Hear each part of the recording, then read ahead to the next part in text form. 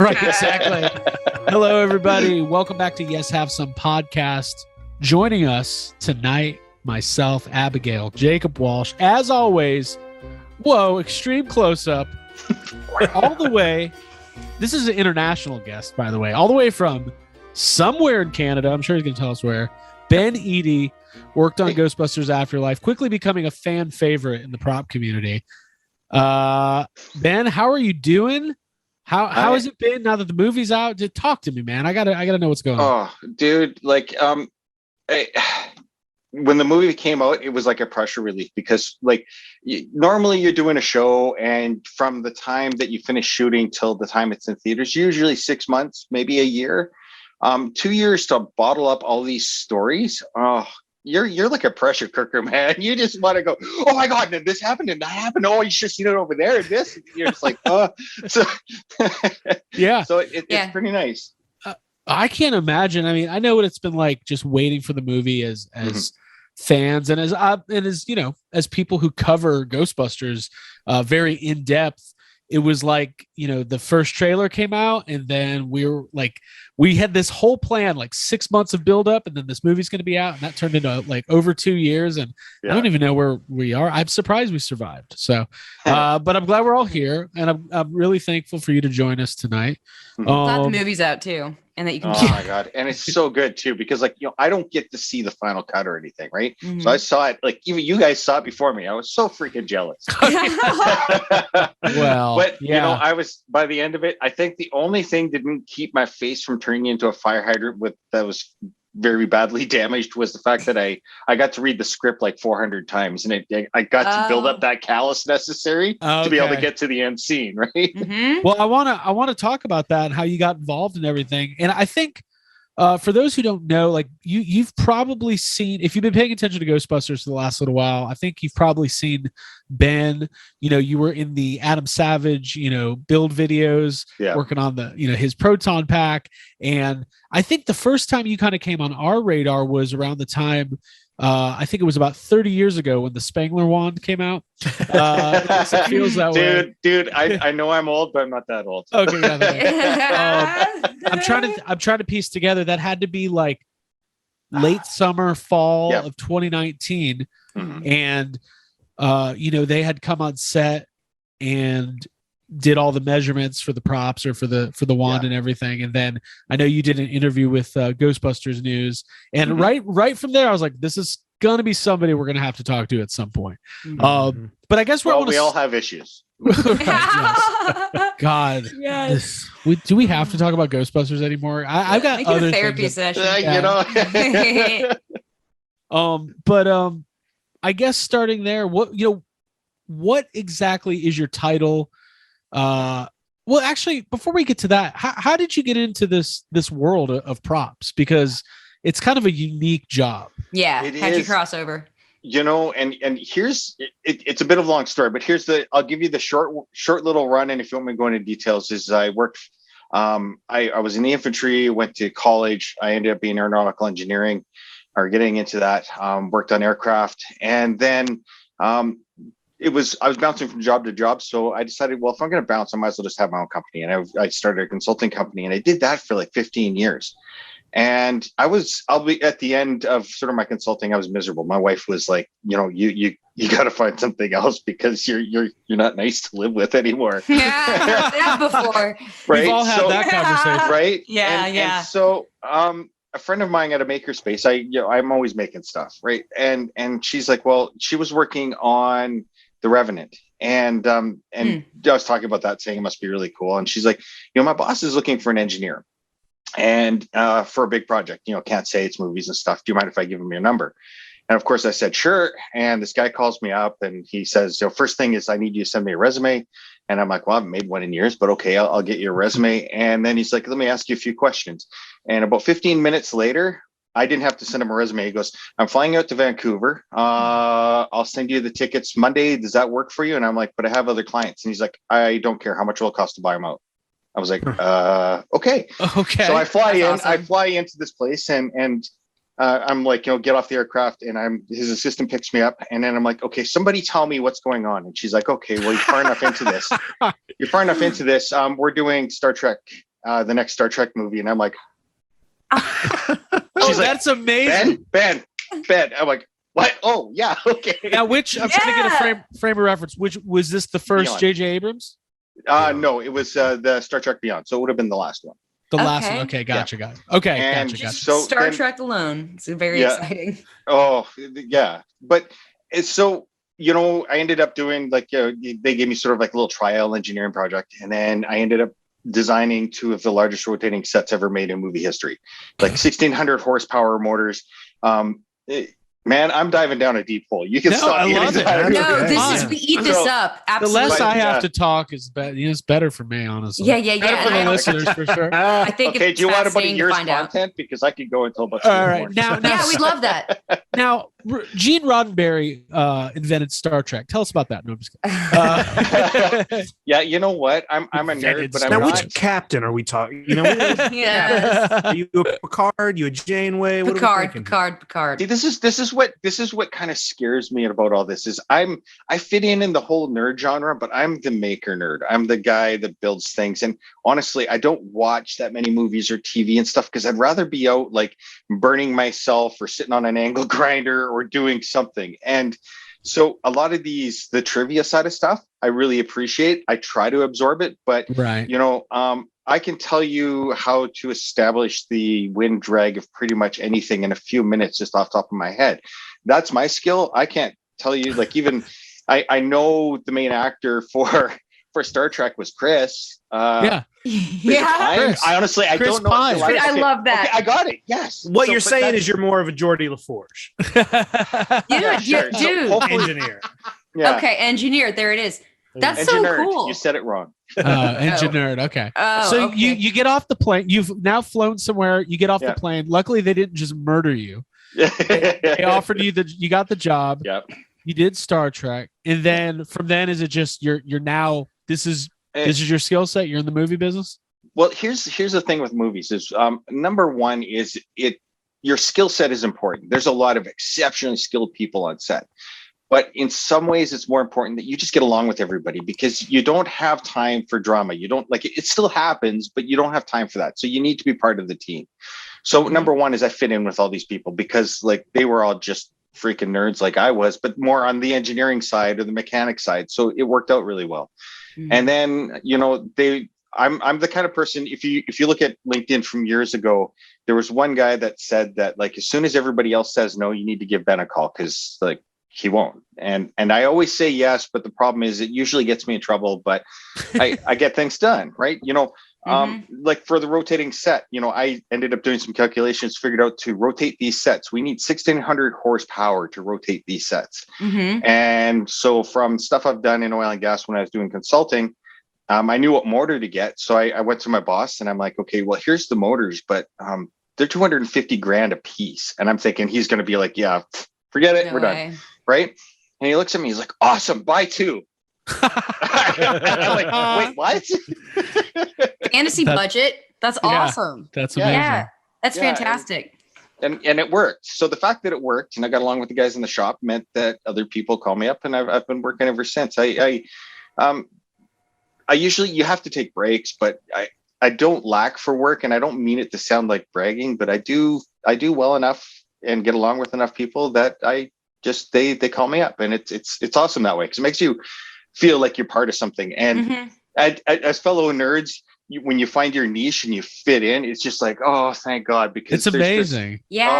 Because you spend like your childhood going like, nobody is as fucked up in the head as I am. Nobody builds little cities in their living room. Dude, I built bombs in chemistry. I got I literally I nitrated glycerin and I had a beaker of like nitroglycerin in chem class, and my teacher's like, after he ripped me a new one and I was in trouble, he's like, okay, you got some chops, so let's teach you some stuff, but like, I need to supervise, right? So exactly. It's like Paul Rudd, like, okay, you know what you're doing. Put the bomb down. Impressed. Yes. No, the line in the movie when I first read it was was it the safety pin the safety pin going into the nipple Through the nipple of it. Yeah. Oh my god, I'm just like, I love that. It's funny. Yeah, it's a great one.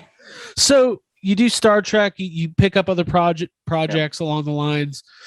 What not annoying on set, that always helps. you're getting along with people, which by the way, that's just good life advice. Like try to get along with people. Like I've been talking about it lately. Surround yourself with nice, normal, creative people, and you'll do some stuff.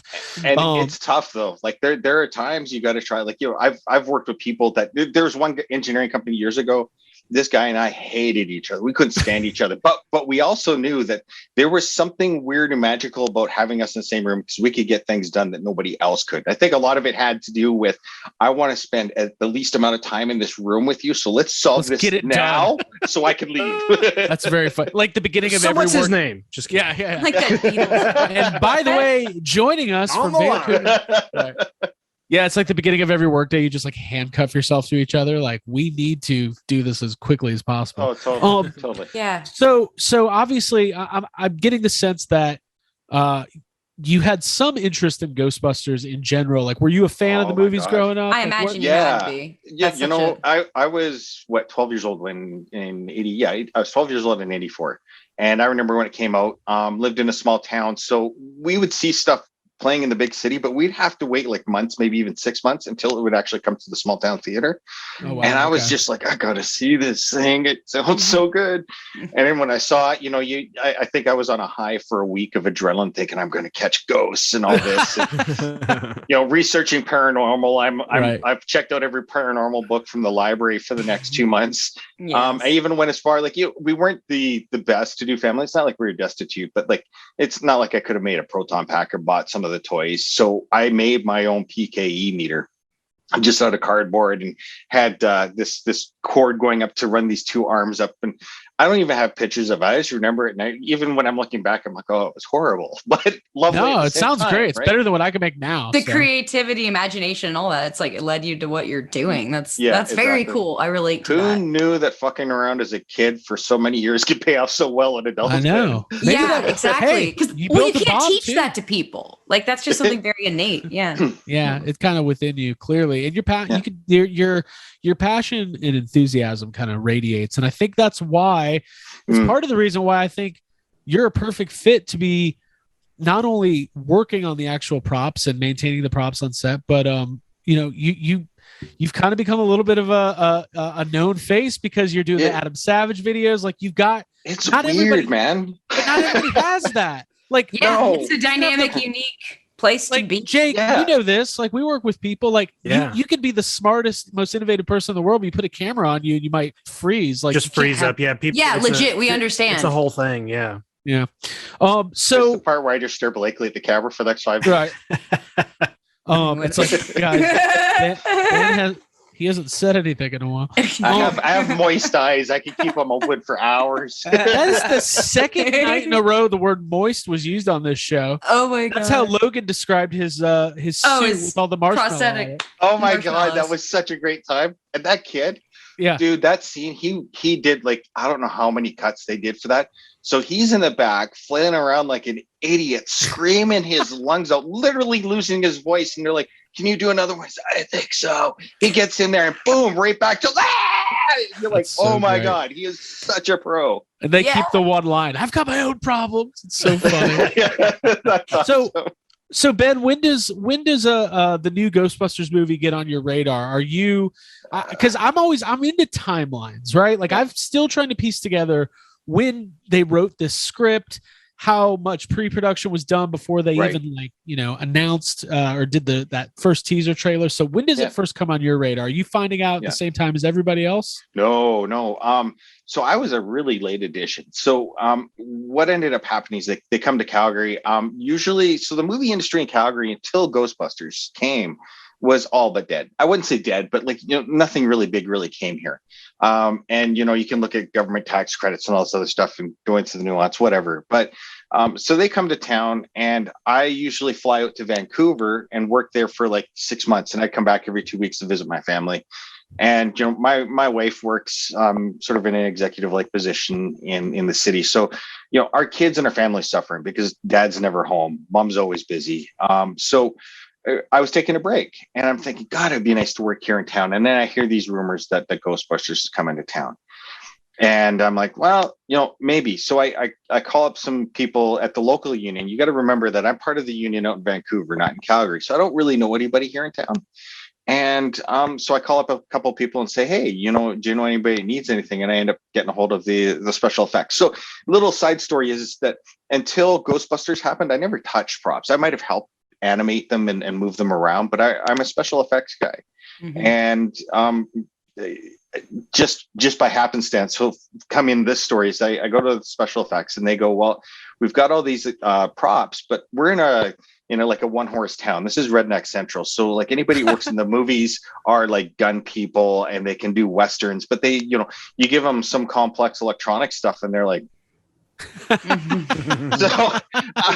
they're all confused. So I go, hey, and he's like, well, what's your resume? So I say, well, I can do animatronics and all this other stuff. He's like, oh my God, I got to put you through the props. And I'm like, but I'm effects. He's like, no. Here's like, call this guy. So I call up Ken Wills here in town, and he's like, oh, dude, we need you. And it was like a couple hours later. He's like, come into my office. So I meet him and he's like, well, I got to set up an interview. Now, normally you meet the special effects supervisor or the prop master, and then either you're hired or you're not. And he's like, okay, so I got to get permission to see about this, but we'll get a hold of you tomorrow. So the next day I get a call and I have to show up to the production office. And next day I'm sitting in front of all the producers, and Jason wasn't there, but like all the producers and a whole bunch of the big wigs. And I'm like, this is more like a grilling, not a usual interview. But at the same time, I finally had earned enough money that I could build my own proton pack. So I had all the pieces. I figured, okay, well, I'm going to go Ghostbusters, so I'm going to throw a few resistors and stuff into my briefcase. And one of the first questions, one of the first questions they asked me, I think it wasn't Eric Reich, it was Erica. Asked me, she's like, how much of a Ghostbusters fan are you? I'm like, let me show you. So I reach into my briefcase and I throw a couple of resistors down, and there were smiles across the board. And I'm just like, I've got it. That was my thought. You can't. I love that. But hell yes, Ghostbusters get you you're just like, yeah, nailed it. And then they're like, well, show us some, the animatronic stuff. And everybody else in town, they're all very talented people, but nobody does the robotics and stuff. So I'm like, well, I did this skating rig for Anna Kendrick, and here's the rotating sets, and the smiles in their faces. They're like, you're perfect. So, but I sort of bridged that special effects and props thing, and they're like, well, we don't know where to put you. So my title was kind of special effects and prop builder, because I did the animatronics but needed to make sure it looked good. And it's kind of this weird area to be in. So I was kind of my own little floating entity, but still attached to props. And the next thing I'm looking at proton packs and stuff, and they're going, can you tweak this, do that? And I'm like, I just about wet myself when I first saw the packs. I'm like, oh my God. Yeah, that's any of that's all of us. Stop feeling this was now. Okay. So prior to this, if anybody asked me who would be the best actor or celebrity that you could ever meet, who is the number one on your list? And it was Adam Savage. And so I sat there and one day I come up and they're like, well, we've got this ghost whistle and it's really not your side of things, but we're overloaded. Can you take care of the ghost whistle? I'm like, sure. And they're like, so I'm going to put you in touch with Adam Savage. He's building it. And again, I'm sitting there like, what? Right. Shut up. That's really funny. I email him, and when I went down to LA to check out some props and stuff, I met with him and stuff, and I completely fangirled out on him. It was awesome. And I'm just like, I'm sorry, Adam, but like, just let me get it out of my system. He's like, oh no, I'm used to it. He's such a great guy. Well, when you in your videos, you guys have a great rapport. Like, there's a great chemistry there. Mm-hmm. And this is one thing where my heart grew 15 sizes this day, because Adam's on set doing all the interviews of everybody, and he comes through my trailer and we go through stuff. And it was funny because I was in a bit of a rush. I said, shit, I didn't get a coffee, but okay, I'll go run off. And I come back to my trailer, and in Adam's writing, because I'm a nerd of that caliber, I know what his writing looks like. And it says, sorry, Ben, for delaying your coffee. Here it is. I'm just like, oh my God, that's so cool. And then it was about lunchtime or so, and he comes in and he's like, hey, how's it going? And I'm like, oh, do you want to see some more stuff? And he's like, no, I kind of like hanging out with you. you look around, you're like, have you seen my resistors in my briefcase? Right. Dude, you're cut from the same cloth. That's so cool. Right. Yeah. And yeah. There was, we just, we enjoy each other's company. We still talk and text. There was a while back where I felt like I finally made it as an engineer, because Adam Savage texted me going, what would you do to make this part? And I'm like, right. Wow. Seminal moment. No, Yeah. I mean it's very validating and it's very exciting. And when we've had things like that happen to not Adam Savage has never called me, and God knows I wouldn't have any good advice for him. You'd be surprised. Everybody's got stuff, right? I don't know. I have built a pack, but just don't look at it too close. Craig can screw stuff and drill stuff. You look at Adam. Okay, I'm gonna just apologize to Adam, but his pack and stuff. When I went, and he taught me such a huge lesson. He's like, we got to get this pack out. We only got so much time. So one day, Bill, but the reality is it takes several days. And he's like, we just don't have time for this. And he's just getting in there and drilling. And I'm like, oh my God, you're doing that. And he's like, I don't care. I just want to get this out. And then when it's all done and it's assembled, you're like, it still looks good. It's not like anybody. The only people that know that hole isn't perfect is him and I. So who cares? So who cares? But my speed game, it tripled that day, because it finally gave me permission to just fucking get it done, right? Yeah. Don't I'm the consummate overthinker, and I finally starting to let that go. And God, is it fun to just build something and then you make a stupid mistake, but then find out that, oh my God, this is even better. Yeah, it's it a works. feature. I mean, when I built my first pack, there were so many extra holes. You figure out ways to hide them, but my motherboard looked insane, but no one sees it because it's facing your back. So who cares? And the thing is that the smile in your face is what counts. I've seen so many people, they'll get all judgy at a con because somebody's costume isn't right. And I'm like, that you doesn't understand? happen. No, but I'm just like, and I took a friend once and he was just like, oh my God, look at that. And I'm like, are you fucking kidding me? He was like, what do you mean? And I'm like, do you see the smile on that person's face? And he's like, yeah. And I go, that's what it's about. It has nothing to do with you. You self-centered dick. Ben, you are too nice for this community. No, too good. I think you're too good for us. What the thing is that you have people hacked Adam years ago because he didn't have his elbow pads or something on the right direction. But again, did you see a smile on his face? Who cares? This isn't about you. Yes, exactly. I completely agree.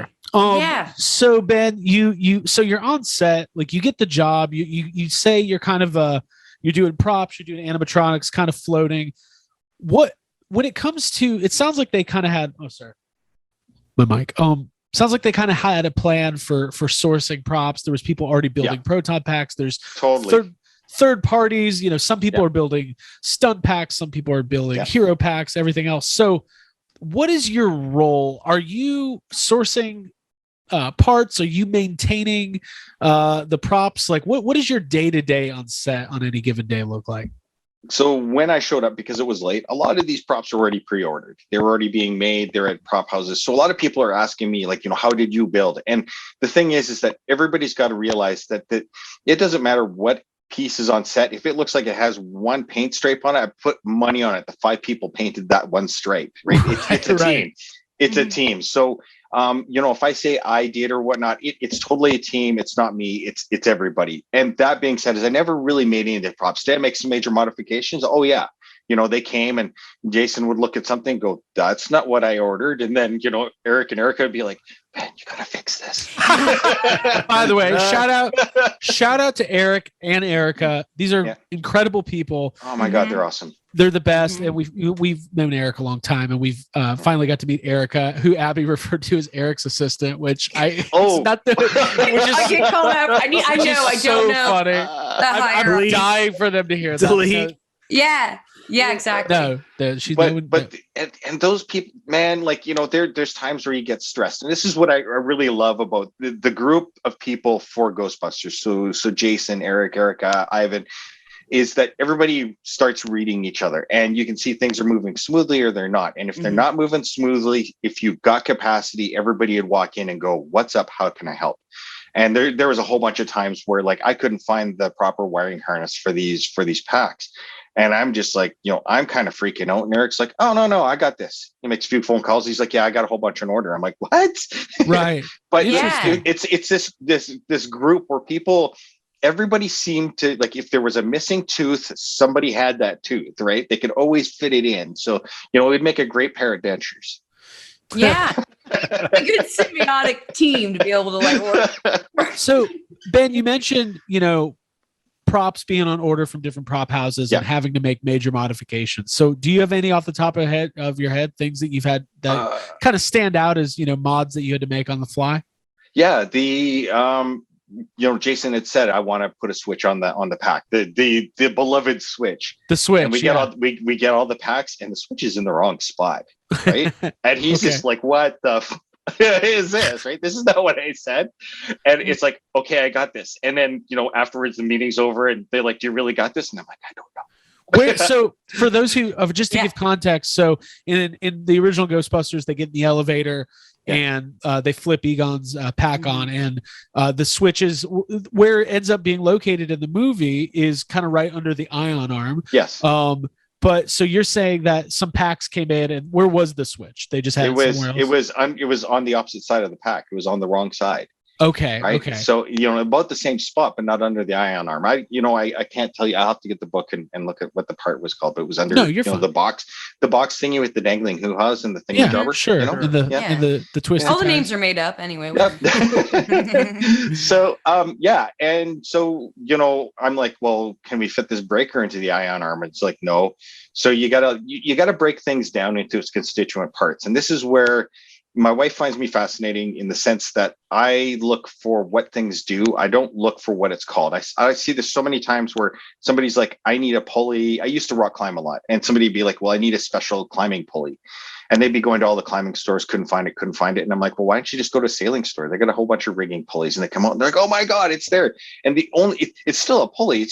It's a sailing pulley, but people don't go outside of their boxes. So I was looking at this going, right. Yeah. So I was looking at the switch and going, well, it's a breaker, but it looks like a light switch with a little peg on it. I'm like, well, we could just put a dowel and a light switch. So I got some clay, threw it on there. I'm like, okay, that looks good. And then we just got some small light switches that just fit in there. So that light is there. That switch is actually functional. And that was one of those things where, I tried to make sure that everything would function and actually do what it's supposed to, not just be, somebody flicks the switch and I'm on a remote control doing that, because you can see these timing errors and it drives people nuts sometimes. And I get it. It bugs me. And so, yeah. Yeah, and Ghostbusters fans will be quick to point out that kind of thing. So, oh hell yeah! I'm sure you're aware. Ben, you've been in the, let's give a shout out to the Spanglers Workbench Facebook group. Oh my God, those guys are amazing. It's a lot. Those guys have been around a long time, and it's expert level prop knowledge. But you've been so forthcoming and willing to engage with folks, and people are really appreciative of it. Well, the thing is that, I would appreciate that. As a maker, I don't know how many times I've seen things come online and I look at it and go, I like it, but it's a bit expensive, but I could make it. And then you spend all the time and reverse engineering, doing 3D modeling and doing all this stuff. And then you make it. So why not just skip the step? They're going to do it anyways. And it's only sort of the elite few. So just give it to them. Right. So, and they'll shut up. No, I'm just kidding. Well, yeah. I'll tell you what, when I think it was the second trailer came, or no, it wasn't the second trailer. It was when Adam and I did the pack interview on my trailer. And 12 frames of video, this one guy built the freaking cyclotron with the right parts, with the right belts and the jump. When he sent pictures, I'm like, you people know more about the props that I was in charge of on the 12 frames than I do today. That's great. It's crazy. Yeah, there's, I'm not willing to say that any of that is a good thing.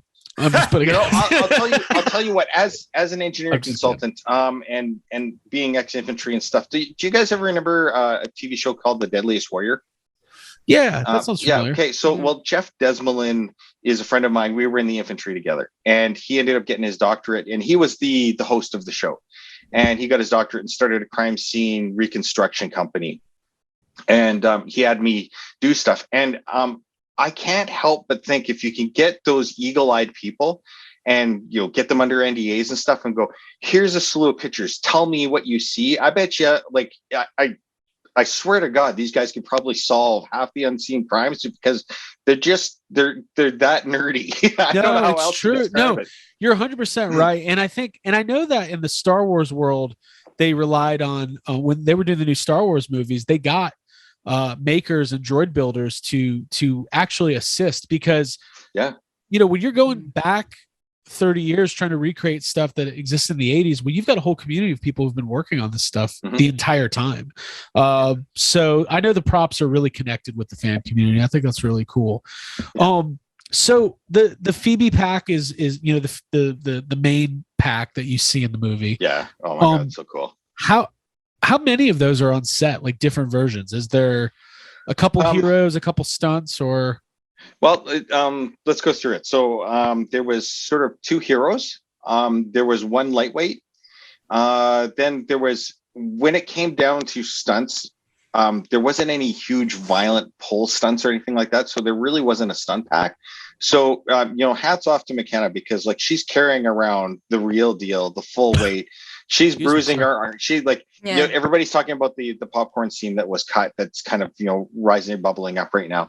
She ran around a field with that damn thing on her, and I'd be behind her like every step of the way and just take the load off of, because I'm thinking like, I would die. How the hell are you winning? Oh my You're God. like this tall. It's crazy. We almost all died at the Dragon Con parade this year, just wearing those. We had slime blowers on. There's no slime blower in this movie. But and we had a reporter from Vanity Fair come on, and he's talking to Bill, and I was suiting Bill up, and he's like, "How heavy is the pack?" And he's like, "Ben, do we got extra packs?" I'm like, "Yeah." He's like, "Go get one, throw it on the guy." I read that article. That was a great. And then he's like, and he puts it on. He's like, "Yeah, that's heavy." And he's like, "No, don't take it off till you leave." And the guy's like, "Okay, Bill." That's the Anthony Breslin article. Yeah. That was a great article. Yeah. Well, if you're gonna bring up the Hurricane, I guess we got to talk about it. So, we talked about this a little bit with Logan. Uh-oh. You're now in a work situation where part of your job is to outfit proton packs. On Bill Murray. I know, dude. That doesn't seem like any kind of reality that I. Jake, before you go, Jake, what does that make you feel like? Just saying that. Well, it stresses me out. First of all, it's like, do you want to be that person? Like, yes, but also no. Well, and Bill's actually, the thing is that if you know what's going on, it's not a big deal. You get the pack on, take the pack off. You just got to be attentive to what's going on. And Bill's a no BS kind of guy. And if he's done on set, he's going to walk off and start taking it off, whether you're there or not. So, so like you gotta be on it. If you're not on it, you're picking up packs and stuff. I remember costumes. Dawn was like, I'm like, oh my God, I lost the belt. And like, Dawn's like, I got it when I take it off. I'm like, thank you. I love that. Yeah. But the thing is that every time I'd suit him up, he'd hand me a script and I'd throw it in my pocket, and then he'd come back and grab the script and go. And on the last day of shooting, he hands me this balled up envelope. And I'm like, okay, I guess he's got a script in the envelope. And so I put it in my pocket, and he comes back and undress him. I'm like, it's been great working for you. And I hand it back, and he looks at me. He's like, what the hell are you doing? I'm like, what do you mean? What am I doing? He's like, it's a gift, you dumbass. Oh my God. His last words were like, you dumbass to me, right? And it's actually almost better than goodbye. Absolutely. You want to be insulted a little bit. That's part of it. Yeah. God, that's cool. Like, I got this massage certificate for a place in town. And it was just like, yeah, and it's thoughtful because he knows you're working your butt off, and he's giving you something that's like, you need to relax, right? Hey, by the way, you were his purse. No way I would do anything with that gift certificate other than frame it. Exactly. And what did Ben do? It's not framed, but it is upstairs in my bedside table, so I can lovingly look at it. Just look at it. Here's the thing Bill Murray gave I'm me. I'm just picturing Bill Murray walking off set, like throwing elbow pads over his shoulder, just like and I like a wedding. I can see trying it. to catch Bill Murray's elbow pad. I'm praying I'm not setting myself up for a world of hurt, but the reality is that's just short of throwing, that's literally what's happening. Dude, you're fine. I don't think he's listening. You're fine. Yeah, we wish. Bill hasn't listened till since episode 46. Not yet. Well, and Bill, like his first day on set, he's like, okay, everybody, I'm here, and he's doing this big grandiose. Like he loves the showboat. And it's great because everybody wants him to showboat. So of course, that's what you want. It'd be a bummer. And he's like, okay, everybody here, lift your hands if you're an hourly wage. And we put our hands up, and he's like, why the hell are you working so hard? God. Dude. Right in front of all the producers, and there's shut up, Bill. Great. I'm so glad we worked so hard to get Bill Murray on Ghostbusters again. Bill champ organizes a strike. I think that's awesome. I mean, dude, and then he did a few sort of impromptu riffs and stuff where he just starts going off. He's like, no, wait, and he starts going, and everybody on set, you're doing everything you can not to laugh, right? And I felt for some of the camera people and Logan. Oh my God. There's this one camera guy. He looked at me and he's like, I hate shooting him. I'm like, why? I'm like, does he not read well? And he's like, are you kidding me? Do you know how hard it is to hold the camera straight without freaking laughing at you? I can't imagine. Oh, he's so funny. We had this conversation at the premiere, Jake. There's something about Bill Murray where just even when he's just standing there not saying a word, you're still laughing. It's a very there's something that happened to Bill Murray at birth, and I don't know what it is. He was cursed by some sort of witch or something that gave him this undeniable likeness, maybe sometimes to his annoyance, but it's amazing. Yeah. Is he a product of his reality, or is reality a product of him though? Where does it come from? Did a bunch of people just treat him like he was a kook, and that's he's like, oh, okay, well, I just keep doing this. I'm sure his high school friends were like, man, this guy is weird as shit. Probably. So jumping back on the props a little bit, what you're kind of having to keep track of everything. So there's PKE meters, there's proton packs, there's the RTV trap. Yeah. Was there any this stuff breaks all the time. What was the biggest pain in the ass? And I had so little to do with it, was the pack that was on the jump seat or the gunner seat on. Okay. Okay. Yeah.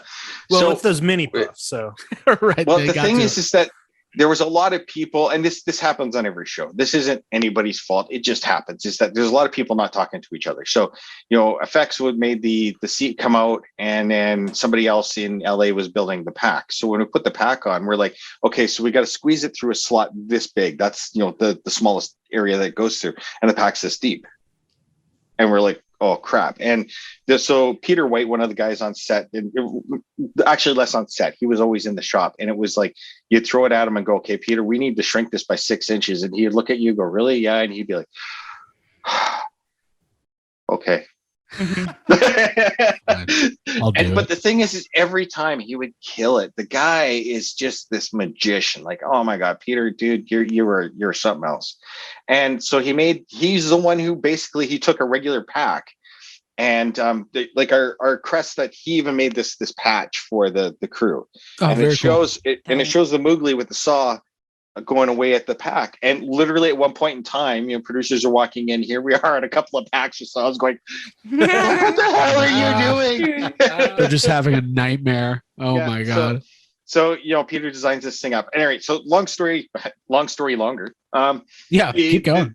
The bumper, and then the I don't know, what do you call the peg? The shiny peg on the back. The shock mount. The bellows, yeah. The bellows, the bellows. Okay, so we had rubber bellows. We knew that this thing's probably going to bump. Every time you see that thing come in and out, it would knock the bellows off, and I'd have to run in with CA glue and glue it back on. And I had 5 inches of extra finger because of all the CA glue. Oh yeah. And there were so many times where it's like you come running back and it's like, okay, ready, rolling. It's like kink. You're like, fuck. Run up, I got it. I love it. Yeah, Logan mentioned actually in the interview yesterday that the ecto goggles, there was trouble with them staying up. He said that you helped him out a lot.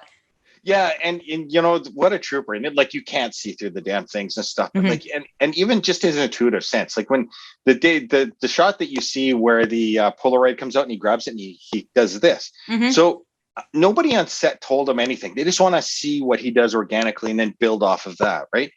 So he goes out and he hits the flash and everything, and then it comes out and he goes, and Jason, everybody's like, who taught him that? And nobody. And that he's way too young to have known how this works. Somewhere he figured it out. He's doing that. And everybody's like, there was people literally in the grass off the side going, oh my God, that's perfect. Right. And he's just so intuitive. But anyway, so yeah, you hit all these buttons, a lot of little tiny pieces in there. There was we got 2 goggles. There was really only one pseudo functional at the end. It's just like bubble gum, duct tape, and a prayer is kind of what takes you through a movie. Yeah. Actually, it's snot tape, not bubble gum. Right. And yes, it's if you're not familiar with it, any props people out there, look up snot tape. I think it's a clear butyl tape. It's wonderful stuff. It can repair anything. Nice. Yeah. Sounds great. There you go, makers and We prop need people. that. And we are in that same boat though when we finish the parades, like that we do at Dragon Con. It's like, okay, just fix this. What We give broke? awards to people who like have the most things break on their Yep. path. Yeah. Great. Nice. Did you get a sense while you were doing this that something special was happening? You know, I thought things were like awesome that I was there, and then I finally go, hey, look, give me the script. I need to break it down into my head. I know that the props and everybody were kind of breaking it down for me, and they would spoon feed me. But I'm like, give me the script. I need to go through it.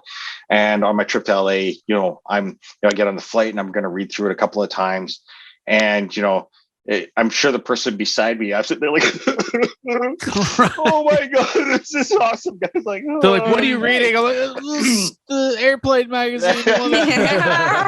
I think it's great they're showing Stepmom this year month. Oh my God. It took me at least 5 reads before I wasn't full on waterworks. Like, first couple of times I was absolutely ugly crying. And now, without giving out. But when I got there, dude, it was by the time I got to the end of the script, I'm like, this is a fucking blockbuster. Yeah. Dude, I struggle to think of like how you could edit this wrong. Right? It just, Now, I don't want to get anybody in trouble. There seems to be a sense that there's definitely been some stuff that was maybe filmed or cut from the movie. Every movie's that way. Every movie's that way. I don't know how much we can even get into it. And I actually don't want to get into it. But I guess the question I'd ask is, how close was the script you read to what we ended up seeing on screen? Is it 90% there, 80%?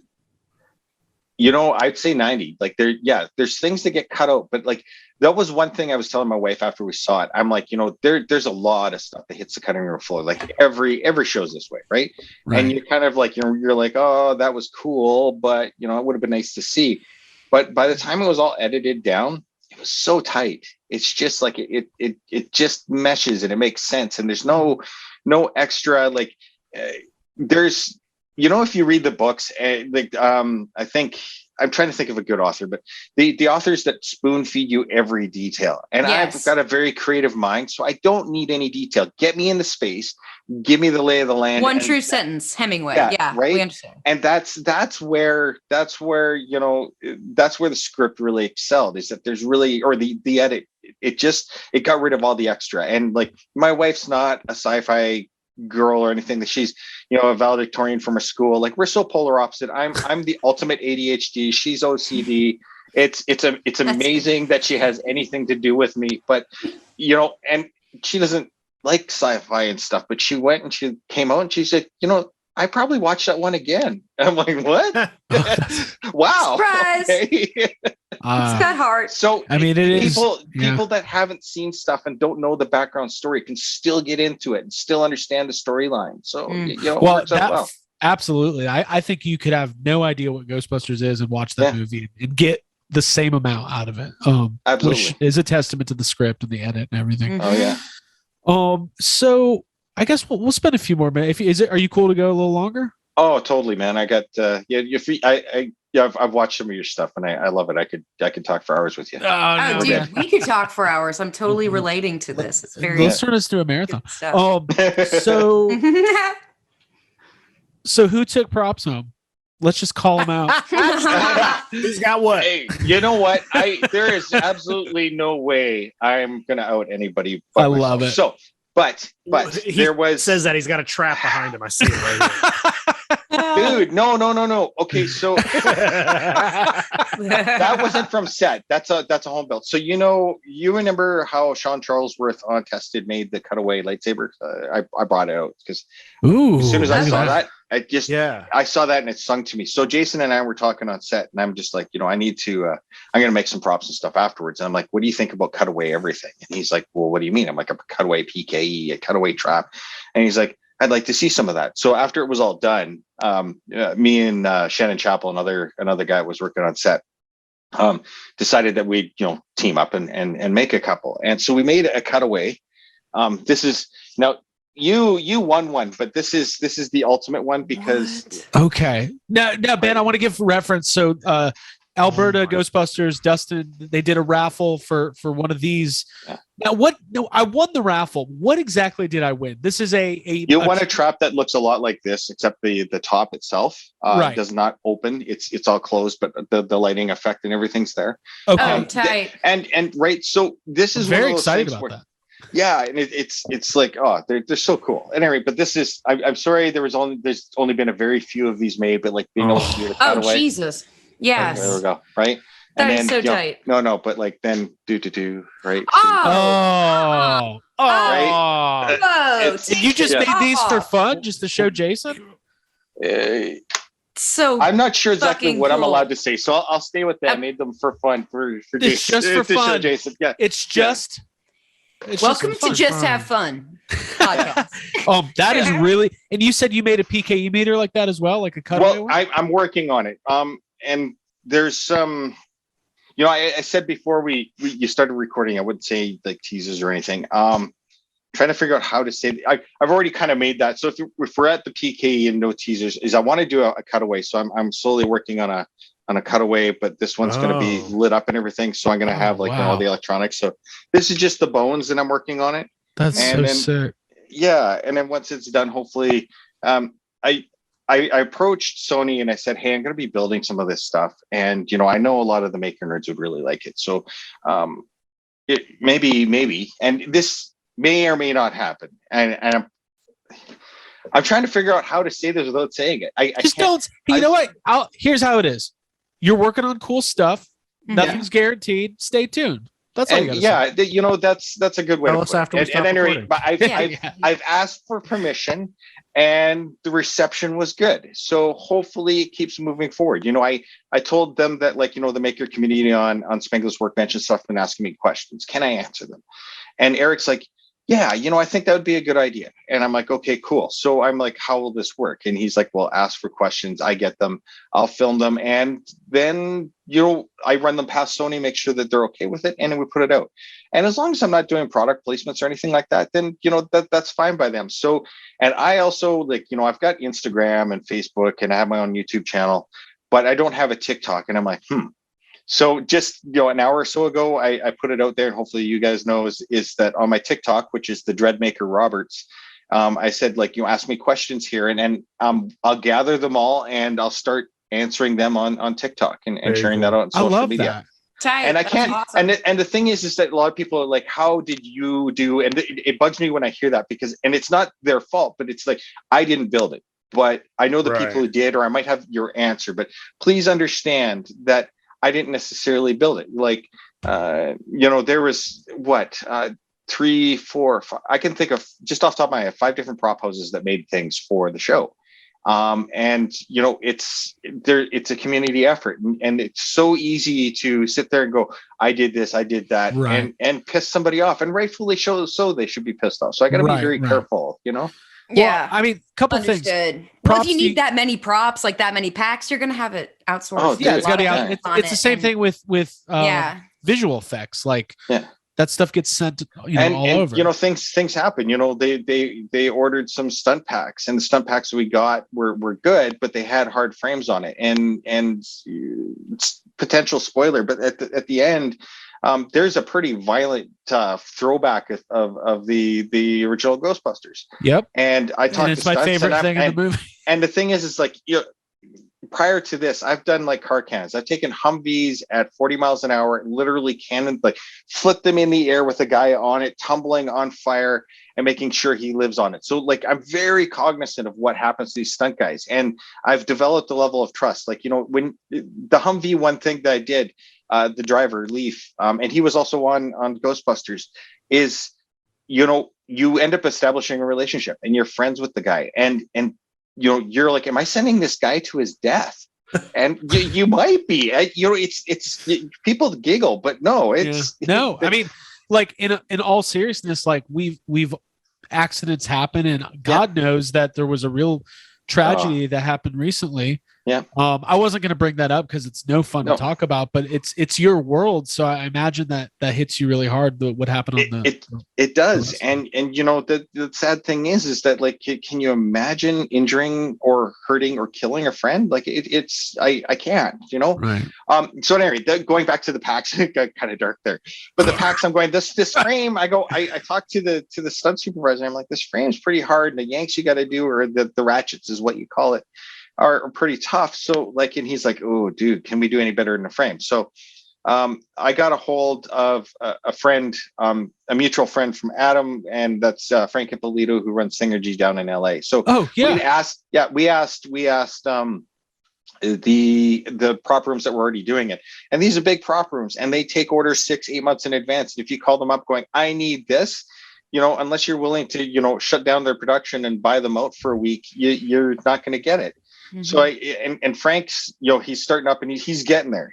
Oh my God, his shop is amazing. So I'm like, dude, you got to do me a favor. And he's a huge Ghostbuster fan. And he's like, okay, what is it? And I'm like, can you crank these things off? And he's like, yeah, absolutely. I'm like, so now, you know, he got us some like all rubber stump packs. Like even the frame is rubber. This thing, it was like wearing a noodle, a 5-pound noodle. It was nuts. Anybody who is a listener of YHS and rolls with us knows that one of our best friends in the world, Hal Clay, is somehow, you know, thing with Hal is you go with Hal anywhere in the United States, you're going to run into 10 people that know Everybody Hal and knows love Hal. We go to a convention in the middle of Indiana for some reason that we won't get into, and someone's like, oh, hey, Hal. And he's like, hey, like, it's just like, so we found out early on that for some reason Hal had provided Frank with the Ghostbusters 2 ribbon cable.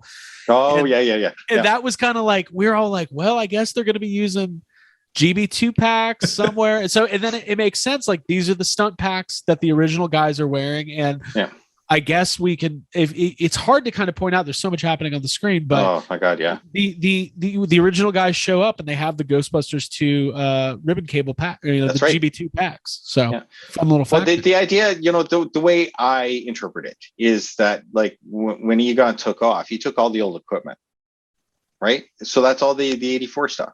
That's what he took. He didn't take, you know, any of the new stuff. That's kind of my read on it. Again, my opinion, my thoughts. That's it. Yeah. So, well, I mean, listen, there's people debate this stuff. Jake, we've talked about it a lot. How important is it to the story being told? Not that important. It's important to us as like fans who want to dig deep, but like they're not going to go out of their way. They're not going to have a scene explaining why Egon took whatever pack. Like, just know don't you dare let the truth get in the way of a good story. There you go. You dare. Yeah, dude.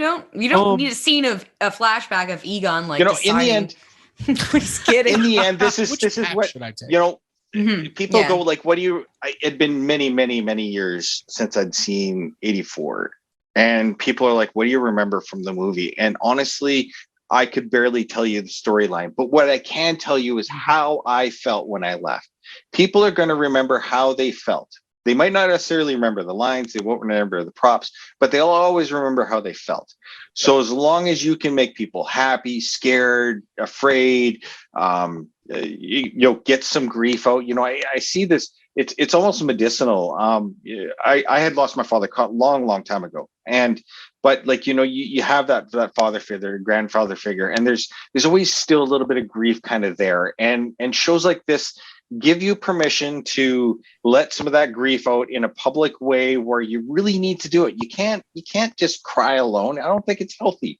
So having people there and everybody kind of sharing in it, and it's medicinal. And it's the closest thing to church you can get to. Yeah, without getting there. Yeah, without actually going there, because who wants to go there? Yeah, exactly. I know. I was raised that way, and I literally movie theaters and watching movies, and that feeling is what I chase and like what I live for and why we're doing this. Right. So, you know, all things being said is that like you can look at all the nuance and you can look at everything that's wrong.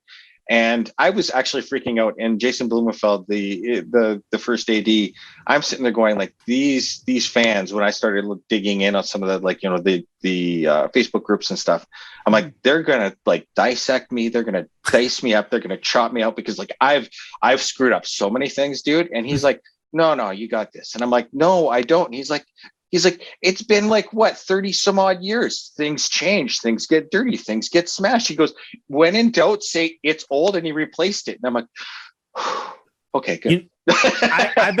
I've been saying that since when the first pictures and stuff came out, and people were freaking out about the ladder being before it was revealed that the ladder was moved because there's the gunner seat. And I remember people were freaking out. And they're like, oh, they got this wrong, or someone. I think there was another thing about the lights or something. And I'm like, hey, listen, this is Ghostbusters. This is the third movie in the Ghostbusters franchise. If it's different, it's canon now. That's how it is now. It doesn't matter. Beyond that, too, is that you have these guys that are so desperate to be right, and they're like, "I was the first one.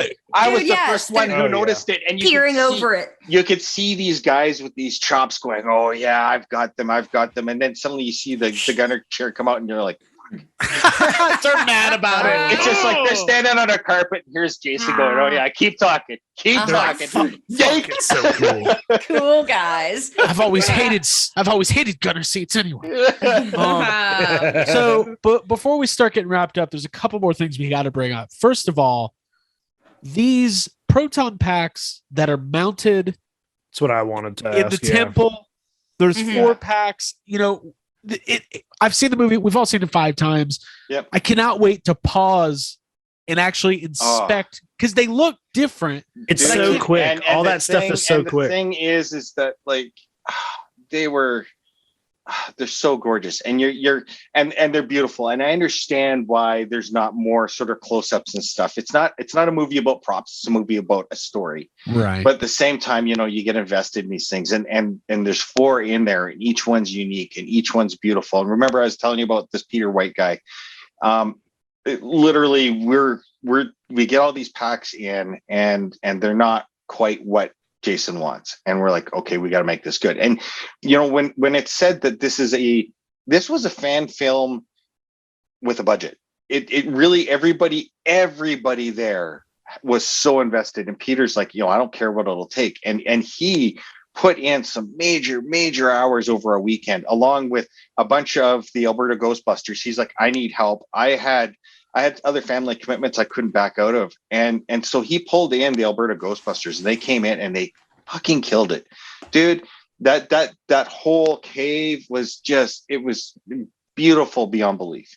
But this is all packs that are like, imagine they're all trashed, and like, they were in Egon's basement, and he's trying to make them work and just jerry-rig them up there, and he's being, harassed by ghosts. So everything is just, it goes with the narrative, and it's beautiful. And this is like Peter White, dude. I can't say enough about the guy. And there was another friend of mine, Shannon Chappell. He was working on another show, but he finished the show just as we got into that section, and he came in. And the guy, we don't necessarily get along that well, but the guy is an amazing artist. The props that he makes out of his head they're next level. Like, they are something else. Well, keep your ear to the ground. Shannon Chappell and Peter Waite, I think, in the props community and stuff right now are the guys to watch. Cool. Yeah. I mean, the props are incredible. The set design's incredible. That whole temple. And the thing that I've pointed out, I haven't been able to make out those temple packs very clearly, but there's some sort of, there's a thrower, and then there's the pack, but then there's like a control station, like a box. Different. Yeah. And I want to see that box. Well, and they're all controlled. The narrative is they're controlled by that PKE, and that whole PKE, that's a scratch build from this Shannon Chappell guy. And Jason's like, here's what I want. He's like, I got it. And he came and he's like, can you adjust the arms? Not quite what I wanted. And he's the guy who can listen to the director and bring something to him, and the director's like, perfect. And that is so rare, dude. You have no idea how rare it is. Most people are going back 5-6 times going, is this right? No. Is that right? No. Can you tweak this? These guys show up on set and go, hey, is this it? And they're like, yes. Wow. Can you talk about working with Jason Reitman? It seems like his vision for this was so meticulous. And when a director knows exactly what they want down to the wings of a made up PKE meter for the movie, that is a good thing. Like, that's what you want. Oh, it's amazing, because then you're not guessing, and you're not putting something in that doesn't doesn't flow. And Jason is up to advice. You got to go in cautiously. He'll tell you what he needs, and you go in and you go, but we could do this little tweak, and then you can find out he'd be like, I love it or I hate it. Well, if he says he loves it, and you're like, okay, so I'll push that aesthetic. And then after a bit, there's a couple times where it's like, okay, what exactly do you want? And he's like, oh, you got it. Just go make it. And having that trust that you've got the vision, but also having that vision. If the vision's clear, it makes it really easy to find these sort of builds. And Jason is so intense. Talking to him, he's great, but there are times where you're talking to him and you're just like, dude, it feels like you're looking into my soul, because like when you talk to him, he's listening to every word and he's pulling out every nuance and he's figuring things out. And I honestly don't know if I've ever felt so listened to talking to another man in my life. My wife, maybe a couple of times, just before maybe we got twice. Married. That's take it out. That's awesome. That's like a wonderful compliment. And the thing is that he really cares. There are days where you come on and he's like, something's not right. You okay? And you're like, and he's like, oh, come on, let's go talk. And he'd give you a couple of minutes and you'd vent or you'd say something. And then he's like, is there anything I can do? And if he could do anything, he's on it. Dude, I don't know him that well, but he would be like the best friend ever, because like, if you got a problem, he's helping you. Right. Well, here's my problem. I want like 10 more Ghostbusters movies, and I want Jason to direct them. That's my problem. And he might burn out. Who knows? Like, you don't. Right. I don't know. It's But before we go, of care, though, I was going to say that level of care that he's giving to like everyone on set, you can feel it through the movie. It would be nice to see the rest of the movies be by him. Well, you know what? How is Ivan on set? He's the quiet grandpa that is observing and giving sage advice. And, he's one of those level of actors he's one of those level of directors and people that, it's like, am I allowed to make eye contact? You're like, oh God, I looked at him, right? Yeah. But he's a sweet guy. And like, he's nice, but like, he defines the, here's my space. I need time to think, and you respect it and everything's cool. So I didn't talk to him that much, to be honest. But I do know that there was times where they were struggling with a couple of things, and these things ended up being cut, but they're like, well, this doesn't look right. And I remember there was once where the kids were ducking behind right in the scene where the Muncher starts firing the stuff at them at the very beginning. It was like bullets are coming, right? And the kids are ducking behind it, and they were saying like, get down, and they're trying all these other things, and they're just like, it doesn't sound right. And I'm just like, well, I go in the infantry, and I'm like, oh shit, I said it out loud. It's one of those things where your mouth is moving, and you're like, yeah. And Ivan's like, well, what do you mean? And I'm like, well, when things are coming at you, the universal scream is incoming. And he's like, sit. Okay, let's try it. Incoming. You got it? I'm just like, did I make a lie? You're a writer. You did. Written by Ben Eadie. Wow. I love that. Watch out, Gil Keenan. Incoming. But you should write. It got cut, but I'm good with it. The fact that it was acknowledged that I had a valid thought. Yeah, right. So it's like, woo. That's fun. Ultimate validation. So cool. Let's talk RTV Trap, because this thing is so fun and exciting, and I could watch the Ecto and the RTV. It feels like I want an animated series where they're both sentient beings who team up together. Talk to each other. I take it on set. The first people that saw it, they're just like, my God, what is that? Can I have one? Everybody, the words were like, can I have one? Right? It's like instant, right? Now you worked with the RTV. Did you build it? Yeah. Did you modify it? Did you? We modified it. It was all built at ISS. Those guys just killed it on building it. It is like a gorgeous prop and functional. There's multiple ones that did different things, but and then I know how to drive RC, but what they were asking us to do was like, and luckily, how you talked about the guy that knows everybody. I'm one of those guys. So, I went on Facebook and I'm like, I need some good RC drivers. And one of my wife's friends is like, well, my brother used to race pro. Do you want him? I'm like, yes. And the guy was like, oh my God, he could hit a mark within inches at 30 miles an hour. It just blows my mind how this guy could drive. So we got that, but there was times where I had to drive, and this is the first time this is coming out, and knock on wood, there's going to be more to the story. Okay, but this is where YHS exclusive. Here we go. This is where Ben thought Ben's fired. I might as well just fucking walk home, dude. So we're out in the middle of like, buttfuck Alberta and in fields and stuff, and there's these roads. And Jason's like, you got the RTV here? And I'm like, yeah, but it's not on the list and stuff, but I brought it just in case you needed to place it. And he's like, no, we need to drive it. And I'm like, okay. And he's like, so we're going to drive along the Ecto at about 30, 40 miles an hour down a gravel road. And I'm like, fuck. Right. So we're in a chase vehicle. I'm driving this thing going, oh my God, what's my life come to? And my worst fears come true. But we got the shot. Right? Good. So, but I'm driving along and it's doing well, but this thing's not built to be a high performance vehicle. This thing's made to look good, not drive good. Right. Those can be very, very different things. So hard to handle to start with. So I'm driving along, and I'm going to tell the story again somewhere. Anyway, so driving along, and I hit a rock and it kind of goes out to the side, and I'm like, okay, so I adjust, it hits another rock, underneath, and it's underneath the camera truck, and it explodes. Like, we're talking flames and parts and these things are like tens of thousands of dollars. And I'm like, I'm so fucked. I'm on the radio, I'm listening to everybody, because Jason's like, get closer, can you get closer to the camera? And I'm driving, taking cues, and you do that, and there's this silence, and I'm just like and then you hear Jason and the DOP burst out laughing, going, that was fucking awesome. Oh, that's great. Yes. And I'm like, oh my God. So there's great. some background pictures and stuff to go with that, but I love the story. And then the best part of this is that once you destroy a prop like this, they're expensive and stuff, so you have to go through a write-off process and do all the paperwork, and there's all the box of parts, and everything's done, paperwork's done, and they're like, throw it out. So I did. I threw it out into the dumpster of my car. God, and I'm gonna rebuild it. Yes, dude. Oh, you're gonna rebuild it. You're gonna build it.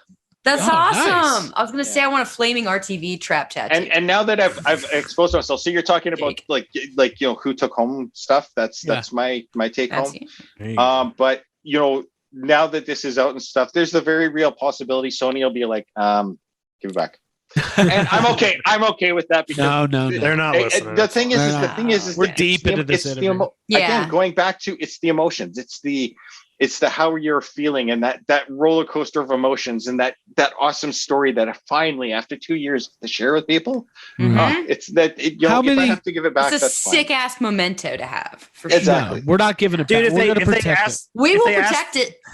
If they ask for it back, just bust up a spirit trap and give them that. Be like, yeah, here it is. There you go. Oh, speaking of, we got to talk about this. We got to talk about it, because it came out in the Facebook group and people want to know. Traps buried in the field. They're spirit traps? Is that what we're hearing?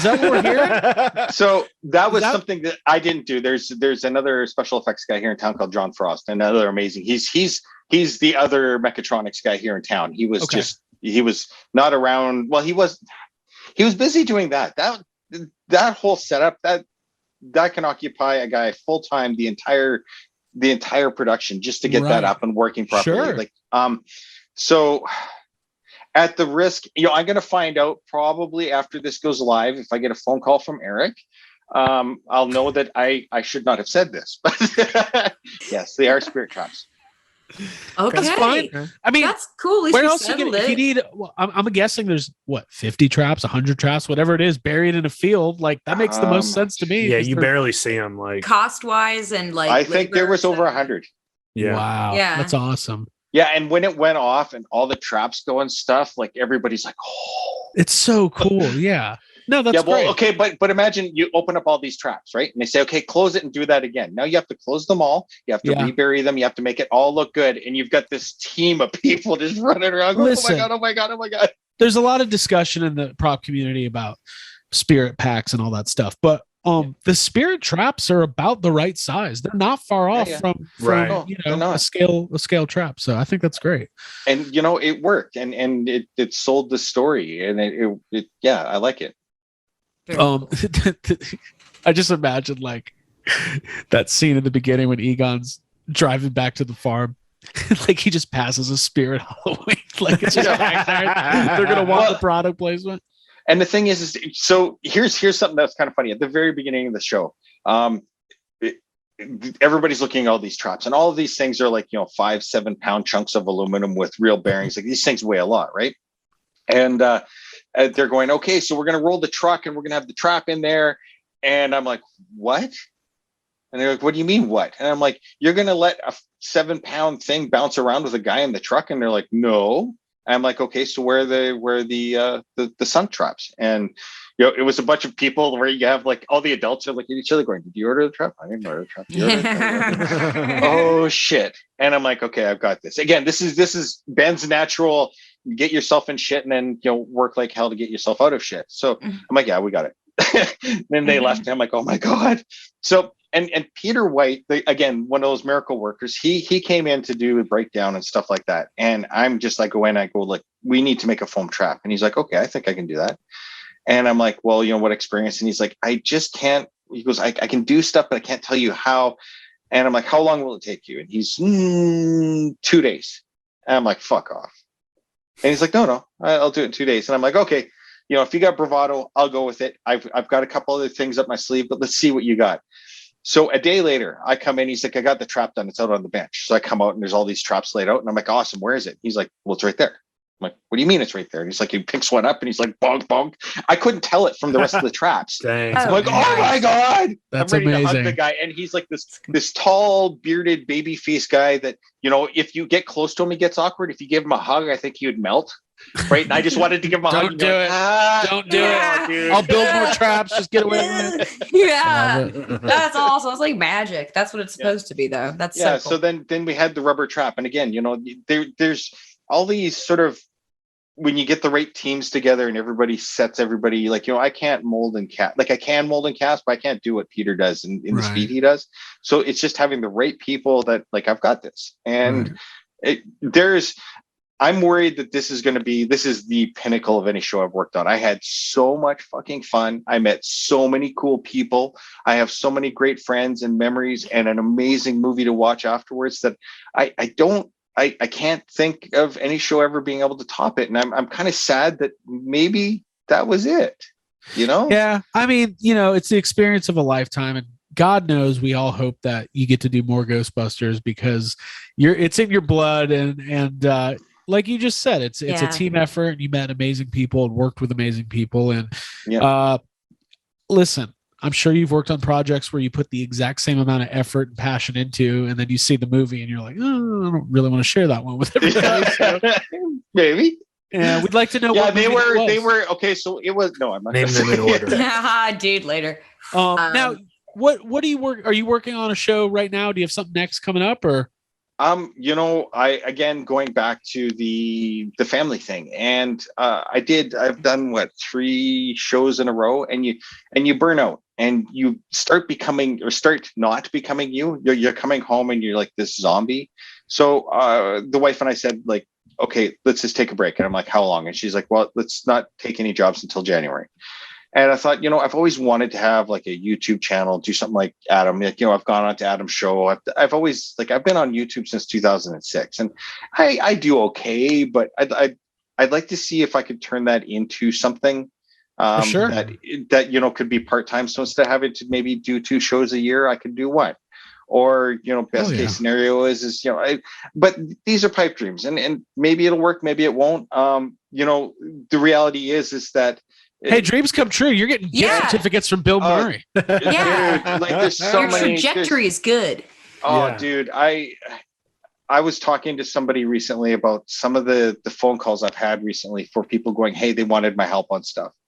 And I'll let's talk in 6 months, but I can't fucking believe I just got off the phone with blah, blah, blah. And I'm just like, and even my wife's like, you were talking to who? And I'm like, right.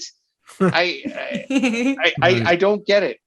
Because it's imposter. Maybe it's imposter syndrome. Maybe I don't know. It's just I feel so fucking lucky lately that I can't. I'll tell you what it is. As we, it seems like you've got that gene where you work really hard and you're really passionate and you also like love what you do. Mm-hmm. And when you have that, secret formula. Usually the guys who just sit in their house and don't do anything and are mad about everything, who are looking for inconsistencies with props, are you got the wrong wiring harness, you jerk! You ruined my life. Fuck it. Yeah. I'd say that your success is I'll be up for supper in a minute. No, I mean, in all, by the way, well deserved, well earned is what I was saying. I understand everybody's passion, and I will say this: I think that the success you're having is well earned and well deserved, and we're excited for you. And I want to have more conversations like this. Last thing I got to ask: we are big Dan Aykroyd fans. I know he's in the last 10 minutes of the movie, but I got to imagine as a producer, he was in and around set a little bit more than that. So he was there the whole time. Do you have any good Dan Aykroyd stories for us? Yeah. Okay. So Dan Aykroyd, my background, like my schooling is aeronautical engineering. So aircraft design and work on them. Aerodynamics is kind of, I've got some world records with aerodynamic vehicles I've designed, and that can be a whole entire other thing. But so I was talking to him, and he did a movie called The Arrow, and The Arrow is a jet fighter that was being developed in the late 50s, early 60s in Canada, and it was something to behold. Like nothing could touch this damn thing. But the program got shut down by the government, and it ended up it's this big controversy here. And so he helped with the movie and stuff, and he's one of the major characters and stuff. And so knowing this, and you're always looking for, like, you want to have a conversation, but you don't want to bore them. You don't want to be the boilerplate. Oh, you make amazing movies. And then you can't tell them. I like Blues Brothers. Just staring at them. Do you want 2 fried chickens and some plain white? but I probably got that line wrong. I almost at any rate. I like it. At any rate, so he did the Arrow. And when I was going to college, one of the guys that was teaching drafting worked on the Arrow, and he has some of the prints that he stole when they were shutting the place down and basically shredding everything. He grabbed a few prints and he took them, and when you graduated from his class, he'd give you a print. Oh, so that's cool. I said, hey, I've got this print of the Arrow, and he's an aerospace freak, and he's Dan like, oh my god. And so we end up down this whole, and I remember Jason and them coming up, and Dan, we got to act. Dan, acting. That happened to him on the runway, actually. Right? Like at one point, Ivan Reitman was like, Dan, come over here. Wrangle Dan. Yeah. And so, but like, you get into something like that, and you have, you find that passionate spark that you can share with somebody. And it's awesome because you can look at some people say never meet your heroes. I think you need to choose your heroes well. Adam, I met my hero, and he's a good friend of mine now. And it's so freaking weird to say that, but having those moments where you meet somebody like Dan and go, hey, I saw you were interested in this. What do you think? And then you'll totally engage, having a conversation, and you're like, wow, this is so cool. Right. And they no longer are a hero or an actor or a celebrity. There's somebody that you're talking to, and it feels so good that people that you might see up there have time to talk to you, the lowly peasant. But that's how we always feel. Now, I will say this, especially lately. The lonely peasant is not your TikTok handle. TikTok handle. Ah, boy, we got to get Dan on TikTok. Ben, tell us about your TikTok again. Tell the people where they need to go to start getting these Q&As. Right. So, I'm not friendly. Okay. So I'm not friending people up on Facebook, and it's not because I don't like you all. It's just like, normally I'd get a friend request a year. Right. Now I'm getting 200 or 300 a day, and not anymore, but there was this period where I'm like, okay. Overwhelming. Yeah. So TikTok and Instagram are like TikTok's new, Instagram not so much, but they're both Dreadmaker Roberts. You might be able to figure out another one of my favorite movies from that. And if you go onto YouTube, you can find me with the / Ben Eadie, or just look up Ben Eadie, and you'll be able to find some of the movie or some of the stuff I've done. And there's like other ways you can find me. If you can't find my videos, look up foam chainmail. That's another thing that I've developed, and it's a product, and it's kind of whizzy, but another talk for another day. Cool. Yeah. Well, Ben, we appreciate. Let me tell you this. We appreciate the insight. We appreciate you hanging out with us and giving us your time. Yeah, we appreciate you brokering the deal between us and the Kims to bring Logan on YHS. By the way, his parents are the nicest people. Oh, they are. Aren't they? They're great. You know, his mom was always there, and his dad would show up once in a while. But like, you'd see them on set, and you'd be like, "Hey," and there's always this big smile and "How's your day?" You know, you can't get better than that. No, I mean, they're from the south. They're from Texas. That's like our Canada or something. I don't know. They're nice. They're good people. Yeah, they're good. They're good. Doubt. They're good folks. And more than anything, thank you for sharing all this. Yes. Insider knowledge. Yeah. I think our listeners are going to get a lot out of this. And then as you continue to do more projects, we'll do this again, and we'll talk about what you got going on. And I've got a feeling you got some cool stuff coming up. Yeah, I hope so. Again, don't count your chickens before they're hatched. And at the same time, at the very beginning, how I was saying is like a pressure cooker and letting you vent. This is medicinal for me, because finally, you finally tell talk people about stuff. it. And let the river flow. Is like, please don't tell me that same fucking story again. Oh my God. Listen, we were so fortunate to get to see that early screening of Afterlife at New York Comic Con, which was about a month or 5 weeks before the movie came out. And I almost jumped off a bridge not being able to talk about, like, we kind of stopped podcasting. I was like, I don't know what to do. We're going to give away the movie. The picture of you guys coming out, as much as I hate loving, bloodshot eyes that are all watery. As soon as I saw that picture, I'm like, nailed it. They fucking got it. I'm like, yes. It was mind blowing. But I mean, more than anything, I just love. This is a major franchise. There's more to come, hopefully, and this is a big deal. It's the #1 movie in the world, but it just feels like a family, and it feels like just really.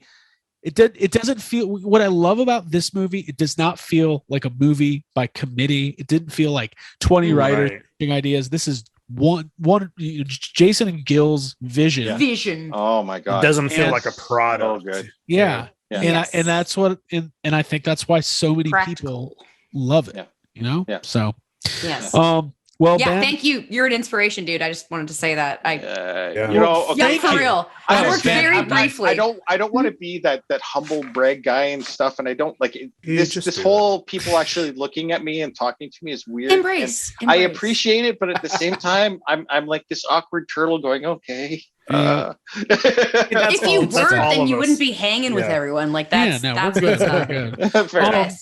Well, I always round table it. Jacob, do you have any final thoughts before we let Ben go? Yeah, put me on the list for one of those traps, Oh, the list. Yes. The waiting list. Okay. Maybe I'll get a petition that everybody has to sign, that we have to send to Sony to let Ben make the traps. No kidding. Please don't do that. Because I think Hasbro might have a issue. I've already emailed. Totally. No, but at the same time, also understand that I can build 1, 2, maybe 5 of something, and I'm the kind of guy who can get something, build a few, and love it. And if you tell me to make 100, that's like stabbing a knife in my back. I can't do the same thing over and over again. Please, no. Yeah. Do you have any concept of how many screws are in a trap? Jake, you're gonna get a bag of broken RTV parts. It's over 80 screws. Oh my God, I would die, dude. You could spend literally a day going, oh. Yeah, I don't know, Ben. Send me one caution stripe. Yeah. Instead of rebuilding the RTV trap, you should just divide it into 1,000 parts and sell them for $100 a piece. People will buy it. Yeah, but then I'm selling stolen property and Ben's in jail going, wow, yeah. Talk after it. We'll talk jail within a jail. Off air. A jail within a jail. Yeah. Abby, any final thoughts? Yeah, on a personal note, I was going to say that I hope I'm not going to ask you for anything.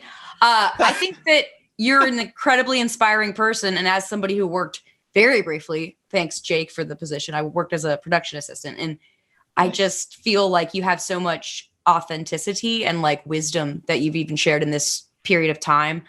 I Okay, feel like you could teach a master class. No. No. I want the recording because I want. Oh, you do. I want a female saying you have wisdom, so I could play that to my wife. Dude, yes.